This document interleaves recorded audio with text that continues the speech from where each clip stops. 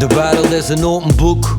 Als je maar bereid zit voor te lezen en er is een overvloed aan teksten dat we ze vergeten. Plots en plotseling in een context geweven die niet vanzelfsprekend is. Dus bleven we onwetend over zoveel verhalen, geschreven tussen regels, zoveel letters die uitmonden en variërende wegels. Het is aan het in, nog een keer wat lezen. Het is belangrijk voor te weten wat dat er nu is toch geschreven in de kantlin. Sommige zaken zijn bewust niet onderstript, maar bevatten de essentie van de tekst in één zin. Het is pas als je zelf leest dat je één zegt en gaat krijgen. Iedereen kunt je vertellen, maar de pagina's gaan zwegen als je nu er niet gaat openstaan. Komt van twee kanten, romans, theaterstukken, dichtbundels, kranten. Er is zoveel voor te lezen. Een anekdote dat je passeert langs de straten kun je leiden bij de reden van je leven. Je leest het in de ogen van je medemens, in de handeling van iemand die voor vrede wenst, in de lach van kleine kinderen die nog spelen met tekst te lezen. Om te lezen en er meer dan de tv vertelt. Iedere steen of vlok sneeuw bevat een woord, een letter, verhaal, maar vaak is toen een woord. We bladeren te weinig in het grote boek des levens en de snappen het verhaal niet en voelen we zo'n begrepen. Ons leven is een open boek, het geheim is toch geschreven tussen haakjes.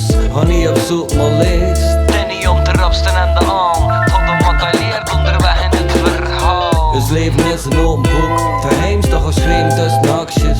Ga niet op zoek maar lees. En het is niet om te rapsten en de aan, tot om wat hij leert onderweg in het verhaal. Het moment dat je naar voren leest is het geworden is dit.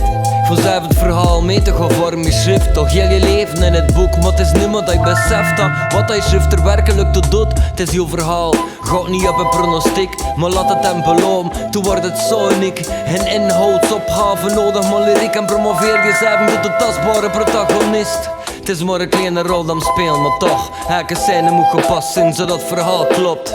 We worden dagelijks geconfronteerd met woorden. Hoi goed luistert door je in de verte metaforen. We kunnen ons leven beter en deur te stoppen met ismes. Behalve dan de kwaliteit van aforismes. Die spreekwoorden, fabels en gezegden. Er is zoveel te vinden in de wereld dat je maar open staat voor teksten. Dus sterk je boekenkast en vul je rust op met ervaring. Vele vragen, maar nog meer verklaring. Het is simpel, niet alles moeten we snappen, maar trachten te begrijpen met van absolutismes of stappen is verdiepen in het relatief karakter van de dit. Ziet de zaken is een context, als je zelf eens aan een schrift. En vooral, als je klaar zit met schrijven van een hoofdstuk, moet je deel met andere mensen, maar ze hebben het meer dan nodig. Ons leven is een open boek, het geheim is toch geschreven tussen haakjes.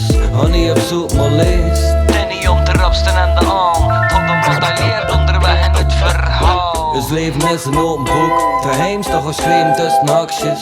Ga niet op zoek maar lees. En het is niet om te rapsten en de aan, tot om wat hij leert onderweg in het verhaal. My book.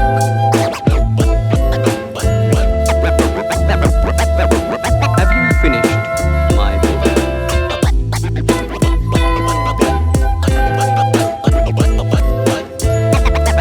Have you finished my book? Books. Interesting. Books are friends who are always at your service. Have you finished my book? Yes, thank you. Here it is on the table.